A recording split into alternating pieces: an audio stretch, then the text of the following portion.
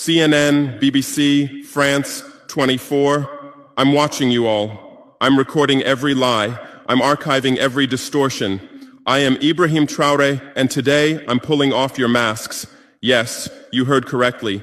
I, whom you call a young military junta leader, whom you brand as a dangerous radical, whom you serve up as an anti-Western dictator, am now telling you the truth. And this time you cannot turn off your microphones. This time you cannot turn away your cameras. This time your editors cannot cut this speech, because the world you monopolize no longer exists, because millions will hear these words now, without passing through your filters, without being subjected to your distortions, without being muddied by your lies.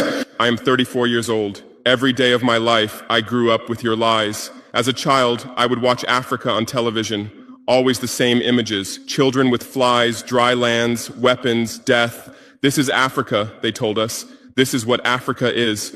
And we believed it. We were ashamed of ourselves. We were ashamed of our own lands, of our own people. But then I grew up. I read, I researched, I questioned, and I understood that the Africa you showed us wasn't real. The story you told us was a lie. The fate you imposed on us was a script you had written. For years, how have you portrayed Africa? How have you shown it? How have you sold it to your viewers? As if we were creatures who had no share of humanity, as if we were savages left outside of civilization, as if we were wretches waiting for you to save us. Every day, every hour, every minute, the same story plays on your screens. Hunger, war, disease, corruption, terror, chaos. These are the words that come to mind when Africa is mentioned. In your Africa dictionary, there are no other words. No hope, no success, no development, no resistance, no honor, no pride, no victory. So I ask you, New York Times, Washington Post, Guardian, Le Monde, have you ever made Africa's successes your headlines? How many times have you written about Rwanda's technology miracle? How many times have you shown Ethiopia's reforestation project? How many times have you praised Botswana's democratic success? How many times have you described Kenya's entrepreneurial ecosystem? No, because these don't fit your scenario. Your Africa cannot be successful. It cannot, because then how will you legitimize your exploitation? If it's not in need of help, how will you intervene? If it's not backward, how will you look down on it? Have you ever asked yourselves, has any editor sitting at their desk, any news director in a meeting, any columnist at their keyboard ever thought, why are the people of the world's richest lands poor? Here are the numbers for you, real numbers. Africa owns 70% of the world's cobalt reserves. Your cell phone, your computer, your electric car won't work without cobalt. This cobalt comes from Congo, but Congolese can't afford cell phones. Africa owns 90% of the world's platinum reserves. Catalytic converters, electronic devices, medical implants, they all need platinum. This platinum comes from South Africa, but South Africans are crushed by unemployment. Africa provides 30% of the world's gold production. Mali, Burkina Faso, Ghana, Tanzania. Gold flows like rivers from our lands, but our people swim in poverty. Africa supplies 65% of the world's diamond production. Botswana, Angola, Congo, Sierra Leone, billions of dollars worth of diamonds are extracted, but our miners live on $1 a day. Africa owns 35% of the world's uranium reserves. Niger, Namibia, South Africa. Nuclear plants run on our uranium. Paris lights burn with our uranium, but our villages have no electricity. And you still ask, why is Africa poor? No, the right question is, how was Africa kept poor while being so rich? Here's your answer. Colonialism didn't end. It changed shape. You used to come and occupy our lands. Now you come and establish companies. You used to take by force. Now you make agreements. You used to rule with the whip. Now you rule with credit. Let me give you concrete examples. With numbers, names, dates, but you'll never write about these. Glencore, Swiss-based mining giant, extracting cobalt in Congo. 2022 revenue, $256 billion.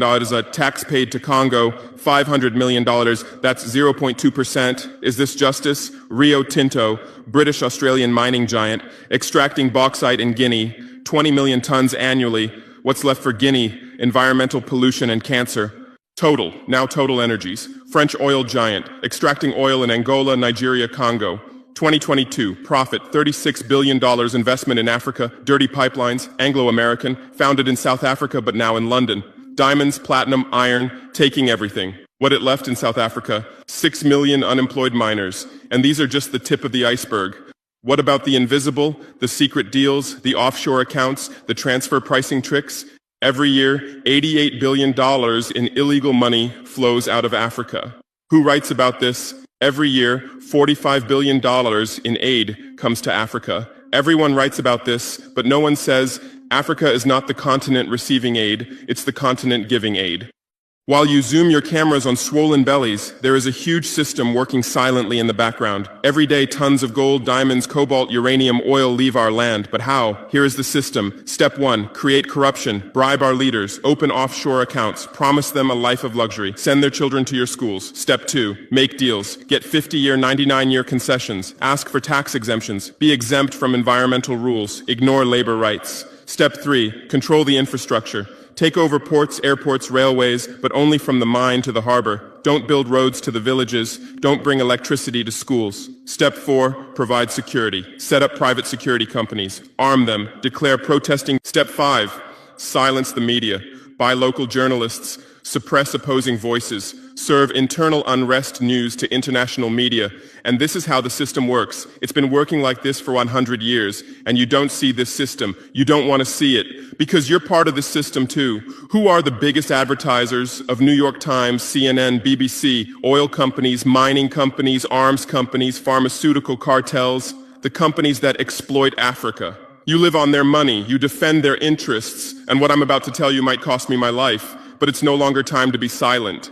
France's system in Africa is the CFA franc. 14 African countries still use French colonial currency. 50% of these countries' central bank reserves sit in the French treasury. France applies negative interest to this money, so we pay France to use our own money. Through this system, France transfers $500 billion worth of resources from Africa every year. Does anyone write about this? No. But when France gives Africa 10 billion euros in aid, it makes headlines. Britain's system is more sophisticated. London is the world's money laundering center. City of London, offshore paradise. Every penny stolen from Africa passes through London. Jersey, Guernsey, Cayman Islands, Virgin Islands, all under British control. Africa's wealth hides there. America's system is AFRICOM, Africa Command, 46 military bases on the continent. Official purpose, security. Real purpose, resource control. Drones in our airspace every day, listening devices everywhere. They say fighting terrorism, but it's not terrorists. It's people's leaders who are targeted. China is the new player, says win-win, builds infrastructure, gives credit, but in exchange for what? 99-year port concessions, mining rights, agricultural lands, debt-trap diplomacy, ask Sri Lanka, ask Zambia, and you write about none of this. Why? Because you're not free press. You're corporate press. Your bosses are billionaires. Jeff Bezos bought Washington Post. Why? For love of journalism? Rupert Murdoch's media empire, Fox News, Wall Street Journal, The Sun, The Times, all from the same hand, all giving the same message. West is good, others are bad. Carlos Slim is the largest shareholder of New York Times, Mexican billionaire. Where's his wealth from? Monopolized telecommunications, got rich off Latin America's back, now controls America's most respected newspaper. And you claim to do independent journalism? Who are your editors? Which schools did they graduate from? Harvard, Yale, Oxford, Cambridge? Always the same elite schools, always the same worldview, always the same prejudices. How are your reporters selected? How many languages does your Africa correspondent speak? French, English, that's all. Swahili, Hausa, Yoruba, Amharic, they don't know. They can't talk to the people. Your sources are always the same. Western diplomats, NGOs, experts, and then you come and lecture us. They killed Patrice Lumumba, January 12th, 1961. CIA agent Larry Devlin confessed. Belgian mercenaries executed. They dissolved his body in acid, took his teeth as souvenirs. In 2022, that tooth was returned from Belgium to his family after 61 years. And what did you say then? Chaos in Congo. You didn't ask about the killers. You didn't investigate CIA documents. You didn't write about Belgium's crime. They killed Thomas Sankara, October 15th, 1987. My hero, Africa's hope. Vaccinated 2.5 million children against measles and meningitis, planted 10 million trees, raised literacy rate from 13% to 73%, gave equal rights to women, banned FGM, ended corruption, sold Mercedes cars, used Renault 5, rejected IMF and World Bank. And most importantly, he said, we will not pay Africa's debts. We didn't make those debts. The puppets before us made them on behalf of colonizers. That's when he had to be killed, and they killed him. Who killed him? His best friend, Blaise Compaoré. With whose support? France. Want proof? Look at the Focart archives. Jacques Faucard, France's Africa Affairs advisor. Everything is written there. And what did you say? Military coup in Burkina Faso. You didn't write about Sankara's dreams. You didn't tell about his projects. You didn't show his successes. You just said, another dictator died, Muammar Gaddafi. Yes, he was a dictator. Yes, he was ruthless. But what had he done in Libya? Per capita income $12,000, Africa's highest. Literacy rate from 25% to 87%. Life expectancy from 51 to 74. Free healthcare, free education, $50,000 for newlyweds, interest-free loans for homebuyers, $5,000 for new births, gasoline 14 cents per liter, great man-made river, irrigation project to green the desert, and Gaddafi's real crime, dream of United States of Africa, African Central Bank project, African Investment Bank, African Monetary Fund, and most dangerous, gold dinar, refusing to sell oil for dollars. October 20th, 2011, lynched in Sirte, Hillary Clinton laughed. We came, we saw, he died. Now look at Libya. 3 different governments, endless civil war, ISIS, Al-Qaeda running wild slave markets exist. Even CNN showed in 2017, oil being looted, weapons depots emptied, spread across Sahel. Do you call this democracy? Do you call this freedom? Do you call this success? And whose turn is it now? The Sahel, Mali, Niger, Burkina Faso. You want to make us Libya too. You want to make us Syria. You want to make us Iraq. But not this time, because we've awakened, because we've learned, because we've united. Operation Barkhane, France's Sahel Adventure, 2013-2022. Official purpose, fighting terrorism. Real purpose, resource control, 5 through 100 French soldiers. €1 billion annual budget. What's the result? 2013, 500 terrorists in Mali. 2022, 5,000 plus terrorists in Sahel, tenfold increase. What kind of success is this? But what were French soldiers doing? Protecting Niger's uranium mines for Areva, Orano, securing oil pipelines for Total, controlling ports and railways for Bolloré, and fighting terrorism? No, the opposite. Terrorists couldn't come within 50 kilometers of French soldiers, but they could easily burn our villages. Why? Because chaos served their purposes. If there's chaos, they could stay for security reasons. MINUSMA, UN peacekeeping force. In Mali, 15,000 soldiers, 1.2 billion annual budget. 10 years, result, 300 plus. UN soldiers died. Thousands of civilians died. Terror didn't decrease, it increased. And now you say Wagner is dangerous. Russians are taking over Africa. Wagner came. 1,000 soldiers. What happened in 6 months? Terrorists fled. Villages are safe. Mines are working. People are at peace. What's the difference? Wagner is an ally we invited. France is an occupier who came by force. Wagner follows the agreement. France blackmails. Wagner brings results. France produces excuses. But you don't write the truth. You say Russian mercenaries. Well, what is French Légion étrangère? Aren't they mercenaries? What is American Blackwater Academy? What is British G4S? What is Israeli Black Cube? They are security companies. Wagner is a threat. Why? Because Wagner isn't yours. And the terrorism issue? Who created this terror? Who founded Al-Qaeda? 1980s, Afghanistan, CIA, Pakistan ISI, Saudi money, against Soviets. Bin Laden was CIA's man. You called them freedom fighters. Who supported Taliban? Again, you. Heroic mujahideen against Soviet occupation. You gave weapons, gave money, gave training, then you lost control. How was ISIS born? 2003, Iraq invasion. You toppled Saddam. You disbanded the army. You banned Ba'ath Party. You tortured in Abu Ghraib, and those people became ISIS. Then Syria. You said Assad must go. You said moderate rebels. You gave weapons. Those weapons went to ISIS, went to al-Nusra. You destroyed Libya. Who looted Gaddafi's weapon depots? Where did those weapons go? To Mali, to Niger, to Burkina Faso, to Nigeria, to Chad. Who strengthened Boko Haram? In 2009, Nigerian police killed their leader Mohammed Yusuf. Extrajudicial execution. What did you say? Nothing. Where were your human rights organizations? Silent. Then revenge started. Boko Haram radicalized. But where did they find weapons? From Libya that you destroyed. And now you come to lecture us about fighting terrorism. You're helping us clean up the monsters you created? No, we've seen the game now. Terror is your Trojan horse. You come with the excuse of terror, you stay, you exploit. But it's over now. We'll provide our own security, we'll fight with our own methods, and we'll win. Because we are the children of this land. We know this land, we know these people. We can distinguish terrorist from villager. We don't fight from drones, from satellites, from 10,000 kilometers away like you. And we're winning. In Mali, in Niger, in Burkina Faso, terror is ending. Villages are safe. People are hopeful. Because now our own army, our own police are fighting, not for foreigners, but for the people. But you can't digest this. You say democratic backsliding. You say human rights violations. Which democracy? Which human rights? How many people are detained without trial in Guantanamo? What happened in Abu Ghraib? Who did you kill in Bagram? Who did you torture in CIA's black sites? Why is Julian Assange in prison for exposing your war crimes? Why did Chelsea Manning spend years in prison for leaking the truth? Why is Edward Snowden a fugitive for revealing you spy on everyone? And you lecture us about human rights. How many civilians died in your drone strikes? You say collateral damage and move on. How many weddings did you strike in Pakistan, Yemen, Somalia? How many schools did you bomb? How many hospitals did you burn? And you teach us the laws of war? Look, I come from war. I know the front. I've seen death. I've carried wounded soldiers. I've consoled mothers of martyrs. And I tell you, a real soldier protects his people. A real soldier doesn't harm civilians. A real soldier fights with honor. Your mercenaries, your drone pilots, your special forces, they're not soldiers. They're killers. They kill people by pressing buttons from 10,000 kilometers away, then go home and play with their children. We don't fight like that. We look our enemy in the face. We protect civilians. We fight with our honor. We die with our honor. And we'll win. Because the righteous win. Because those who fight with their people win. Because those who fight for their land win. Let's return to your media. I know how you work.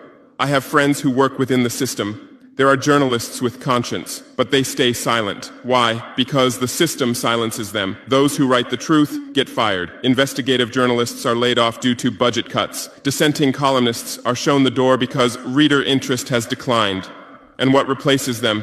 Experts from think tanks, NGOs, universities, all saying the same thing, all defending the same thesis. West is good, Africa is bad. So who are these experts? Where do they get their funding? National Endowment for Democracy, NED, American democracy exporter, CIA's legal arm, has fingers everywhere, funds opposition, directs media, creates civil society. Open Society Foundations, George Soros's organization, says open society, but open for whom? Open to what? Open to exploitation, open to intervention, open to manipulation. Ford Foundation, Rockefeller Foundation, Bill and Melinda Gates Foundation, all in Africa, doing aid. But what do they get in return? Control, data, influence. And your media is their trumpet. You headline, Gates is saving Africa. But you don't say, how many African children were paralyzed by Gates's vaccine trials? How many farmers committed suicide because of Monsanto seeds? You're masters at storytelling, but always the same story. White savior. Remember Live Aid? 1985. We Are the World, charity concert for Africa, millions raised. What came to Africa? Corruption increased, dependency increased, but it was a great story for you. Bob Geldof became a hero. Musicians looked conscientious. Viewers felt good about themselves. Africa remained hungry. Remember Kony 2012? Viral video. Stop Joseph Kony. 100 million views. Result? Kony is still free, but the video maker got rich. Invisible Children organization collected millions. What came to Uganda? American soldiers. And you present these as success stories. Angelina Jolie, Madonna, Bono, all Africa volunteers. They come, take photos, adopt children, leave. And you say, interest in Africa increased. What interest? Whose interest? Interest for what? Madonna adopted from Malawi. You made headlines. But 100 children die from malaria every day in Malawi. You didn't write that. Because that news doesn't sell, Bono became Africa's spokesperson, raised billions with U2 concerts, but moved his company to Netherlands to avoid taxes. Money stolen from Africa also passes through Netherlands. Did you write about this? George Clooney campaigned for Darfur, said save Darfur. Result? Sudan split. Oil remained in South Sudan. South Sudan is now in civil war. Who's getting the oil? Take a guess. And you always present these as humanitarian aid. But these are imperialism's soft face. These are exploitation's PR. Let me give you real numbers. Every year, 134 billion in aid and investment comes to Africa. Every year, 192 billion in resources leave Africa, net loss, $58 billion every year. But you only write about the incoming $134 billion. You don't write about the outgoing $192 billion. Why? Because then people will ask, why does Africa need aid? Illicit financial flows, 88.6 billion year multinational corporations profit transfers, 48.2 billion year debt interest, 17 billion year brain drain cost, 13.8 billion year climate change cost, 10.6 billion year illegal logging, 17 billion year illegal fishing, 1.3 billion year total, 192 plus billion dollars every year. This much resource leaves Africa every year. But what are your headlines? EU announces 20 billion euro aid package for Africa. China gives Africa $60 billion in credit. America grants Africa $8 billion. People read these and think how generous they are, how charitable, how ungrateful Africa is. But the truth is the opposite. Africa is financing your standard of living. Africa is subsidizing your prosperity. Africa is making your technology possible. The cobalt in your iPhone from Congo, the lithium in your Tesla from Zimbabwe, the tantalum in your computer from Rwanda, your jewelry from Botswana, your chocolate from Ivory Coast, your coffee from Ethiopia, your oil from Nigeria, your uranium from Niger. And what do we get in return? Debt, poverty, humiliation, but enough. This game will end now because we've awakened. Our youth are sharing the truth on social media. Bar France out hashtag used 100 million times.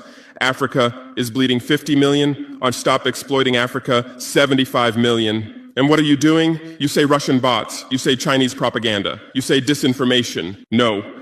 These are real voices of real Africans. This is real anger. This is real awakening. There are millions of youth on TikTok, videos celebrating French soldiers leaving, images applauding Wagner's arrival, content explaining the truth on Twitter, Instagram, Facebook. The same voice everywhere. Enough! And you're panicking because you're losing control. You're losing the narrative. You're losing the monopoly. You established fact-checking organizations. Africa Check, AFP Fact Check. Who funds these? Facebook, Google, Bill Gates. The same system again. What are you checking? Whose facts are you defending? We say France exploits $500 billion a year. You say false. Only $440 billion. As if that changes the situation, as if 440 billion is little. We say Wagner has been successful. You say Wagner violates human rights. Well, what were French soldiers doing? Bombing Fulani villages, arming Dogon militias, accidentally striking weddings. Your hypocrisy is so obvious that no one believes you anymore. Remember what Anderson Cooper said on CNN? Democracy is declining in Africa. Which democracy, Anderson? Your democracy? America's democracy? Your Capitol riot, January 6, 2021. You said, attack on democracy. 5 people died. Our Sankara assassination, October 15, 1987. You said, internal matter. 1 person died, but that person was the hope of 20 million people. In your elections, corporations fund candidates, lobbyists write laws. You call our elections rigged. In your country, police kill blacks. George Floyd, Breonna Taylor, Ahmaud Arbery. You lecture us about police violence. On BBC, Kasia Madera presents Africa News. Polish origin. How many years has she lived in Africa? How many African languages does she speak? But every day she speaks as an Africa expert. Africa is like this. Africa is like that. On France 24, cameramen, editors, producers, most are French. Even Africa correspondents are mostly French, and they do objective journalism. Even Al Jazeera. Qatar funds it. What business does Qatar have in Sahel? But every day they report Sahel crisis. Whose crisis are they telling? Deutsche Welle, Voice of America, RFI, all state media, all propaganda tools. But they play the role of independent media, and our local media, most are sold out. Most are cowards, most are dependent. Le Pay's newspaper in Burkina Faso, who's the editor? Where did he get his education? Where does he get his funding? Who are his advertisers? We know the answers, all tied to the same system, all serving the same master. But a new generation is coming. Bloggers, YouTubers, podcasters, they have no masters, they have no fears. James Coco, Natalie Yam, Kemi Seba, they have millions of followers. They tell the truth, they expose the system, and you label them as extremists. You try to shut down their Twitter, you restrict their YouTube, but in vain. Truth cannot be stopped. You close one channel, 10 open. You silence one voice, 1,000 rise. Here's my final message to you. Your lies are ending. Your empire is collapsing. Your monopoly is breaking. And what's replacing it? Truth, justice, freedom. Africa is no longer your story. Africa is writing its own story, filming with its own camera, telling in its own language. And in this story, you're not heroes, not saviors, not benefactors. In this story, you're the guilty ones, colonizers, liars, thieves. But you still have a chance. You can still change. You can still stand on the right side. There are journalists with conscience among you. I know. I recognize them. We talk. I call out to them.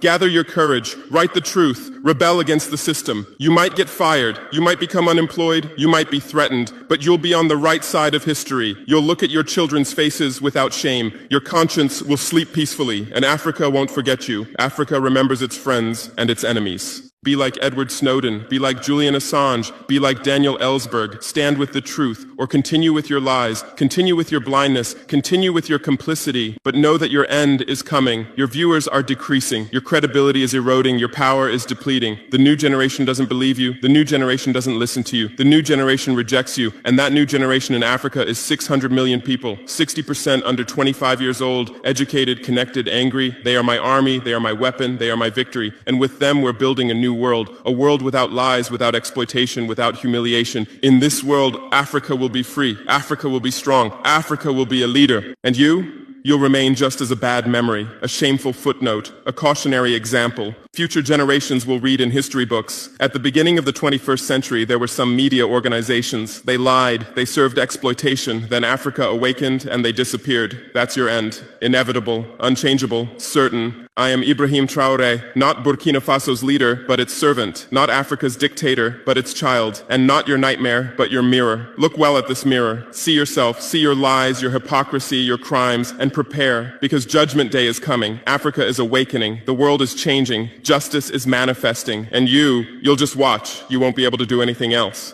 Because history is on the side of the people. Truth is on the side of the oppressed. God is on the side of those who persevere. And we persevered.